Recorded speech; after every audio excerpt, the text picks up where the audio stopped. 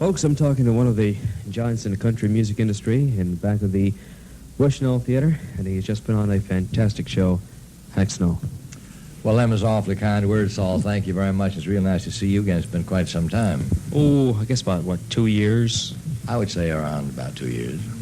What have you been doing with yourself in the meantime? All about the same thing, doing our regular personal appearance tours, and let's see, we've been to England, we've been to Ireland, Scotland, rather, and different foreign countries since I've seen you last, and our regular tours of Canada, the United States, recording, Grand Ole Opry, same old grind, but we love it. How's the reception of country music with the people overseas? Fine, very fine. They're gradually getting them interested, and they're really fine. The people that we played to huge crowds over there. We played, I think, 8 playing days through England and Ireland. We were scheduled for Scotland, but no, I'm sorry, I've got that confused. We played Scotland and England, and then we were scheduled to play Ireland, but there was a lot of that fighting and situation going, a lot of interruption and corruption going on, so they canceled that on us, Belfast. Right. But the overseas audience, they're fine. Where was your biggest crowd overseas, Hank? No particular place. We had all good crowds. And if you're speaking about countries, this may seem unusual, but the Japanese people love our country music. And I'd say they were some of our biggest crowds and most enthusiastic. One of my first experiences with a Japanese country group was up at Webster, Massachusetts last year, and then at Gettysburg, a group called the Bluegrass 45. And they seem to enjoy our music better than some of the folks over here enjoy it. Yeah, and they do. That is speaking literally. There's an interesting issue of your records in Germany. Did you see the album yet? It was stuff that originally was issued on the, I think it was the Thesaurus, Thesaurus Library. There's been quite a bit of controversy over this. This is a black market album. Mm-hmm. This is strictly a black market album. And I even met the boy that was the guy behind all this, Richard Weiss, a guy by the name of Richard Weiss. And I had met him and didn't know at the time that he was the guy that was putting this black market album out, this hot album. And it's been passed over to R.C. Victor in England, who has the outlet there, the distributorship for Victor, and they've been trying to track this down. This boy's a German boy. Yeah. And this far, I haven't heard anything about it, but I have a photostatic copy of the album cover, the material that was in it, and so forth. And the guy even asked me, he said he wanted me to record him an instrumental on Silver Threads Among the Gold. And I recorded the instrumental and said I was helping the guy and didn't know it. But I have written him 2 letters since. I wrote him one letter in regards to the situation and told him that I was quite disturbed to find out it was him. I didn't get any answer, so I recently wrote another letter. But I don't know. That's about all I know of it to now. Well, Hank, I'm not going to mention the person who has the album, but I've held the album in my hands 2 weeks ago, and I was very tempted to get the album myself. You know how much they're selling for? No. $17. That's what I heard. I heard figures around about that, yeah. And over there, 60-some pounds. No, 20-some pounds, which is about, $50-some. Oh. So I think the pound, what is it over there? $2.40 to the pound, I think. And they're selling for around 24, 25 pounds. Oh, my. So somebody's making some money. And it's not Victor. Right, you don't have a copy of it yourself? No, I just have a copy of the sleeve. We call it the album sleeve, the cover. And the inside, this is a double deal, if I remember, that opens up, or at least that's the way that I have it in the photostatic copy that I have.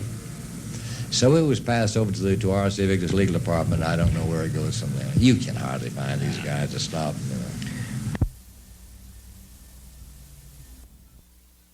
Well, but I like to say the quality of the recording is excellent, and it does you justice. I didn't know that. I was anxious to find out, or listen to, if somebody that had listened to the album, because that old Thesaurus stuff was very bad. I know. And they must have doctored it up well. Right. Well, I'll tell you what. I'll try to make you a copy of it. Would you? I would appreciate it. I'd love to hear it. Right. Some more questions. Let's get off that subject. There's a little question about your latest record, My Way. How's it doing? You know, I am one artist in the business that couldn't tell you one thing in the world. I never read a trade paper. I never look at the charts. And I rarely ever listen to a radio station. So I don't know. I'm going to ask you, how's it doing? Well, that's what I asked you. Well, I can tell you that request-wise, we're pulling in quite a few for this song. I was taken aback when you first recorded it, but it grew on me after about a few weeks, and I like it. I think it's something different, and it's a beautiful story. The reason I recorded the song, because I think it's really a beautiful story. It's along the lines, the story is along the lines of These Hands, if you remember the old song that I recorded years ago, These Hands. And we tried to do it as country as we could, but then we were kind of wondering, Chet and I, what it was going to do if people seeing this, my way, or they say, well, what's he trying to do, But the other side, I know, was getting a lot of play. I'd heard that from different disc jockeys, that Canadian Pacific. Right. Well, Canadian Pacific is a known song. And so we decided that since this is the unusual side, that this would be the side to hit, because naturally you were striving for something different, and a lot of us guys recognize that, you have to do something different to survive in the business. And we found out we're the only station playing My Way in the country right now. Is that right? It's a good side. Thank you. I got a couple of other questions for you. One of them, the question says, I heard that you had a reissue of the Doc Brown album, or is it a different issue? It's scheduled for release. No, this was my idea, and I had told Victor a few years ago, because this is still one of the most popular things we do, Old Doc Brown. Yeah. And I had told R. Civic that I thought it would be a good idea to bring this out new and revise it, because the original Doc Brown album was under the direction of Steve Scholes, under his supervision, the late Steve Scholes. And it was Steve's idea that we mix it up. We put some sad stuff and some instrumentals and some talk and blues stuff, and it was too confusing.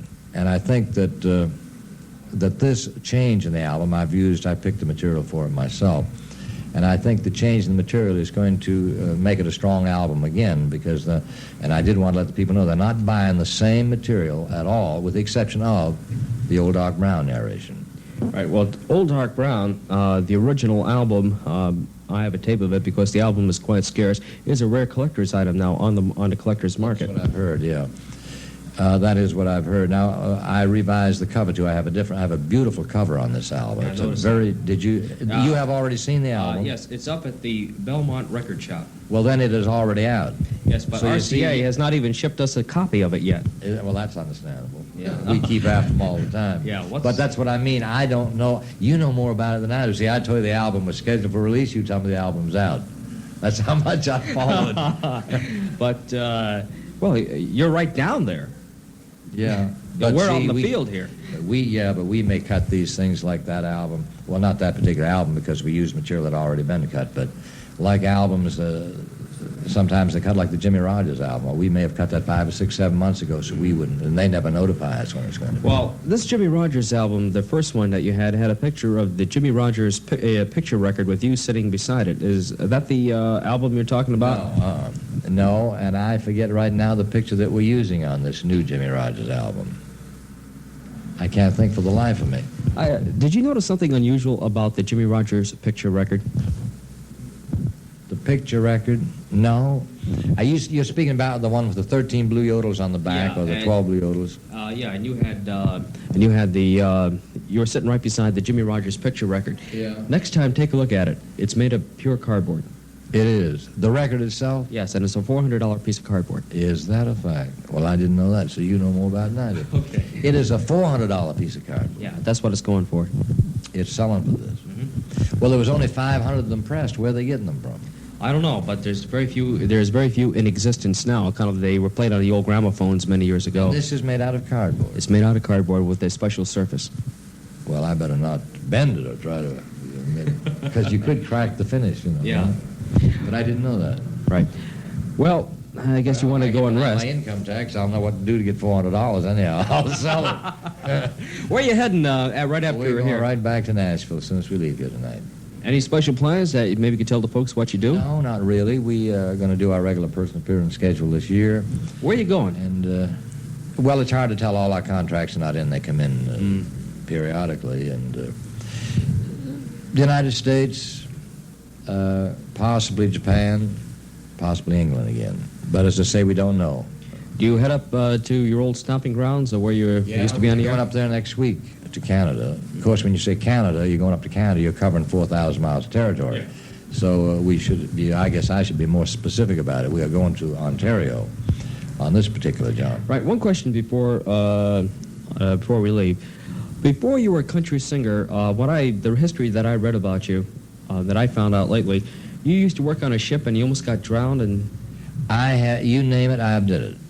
I have did everything from sell newspapers, full of brushes, you name it. I have done it. Yeah, I was shipwrecked 3 different times when I went to sea. I went to sea 4 years.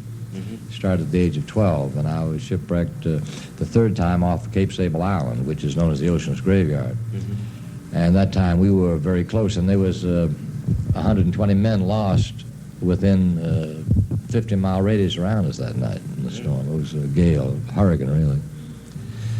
So that, actually, that is not when I quit the sea. That didn't scare me quite enough.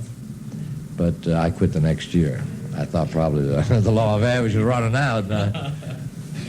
Well, Hank, thank you very much for giving me a few minutes of your precious time for the interview. It's been my pleasure. Thank you very much, and thanks for the information that I didn't know. The old Doc Brown album's out, and the Jimmy Rogers picture record is selling for $400. And it's made of cardboard. And it's made of cardboard. Thank you very much, Saul. I really appreciate it. Bye-bye.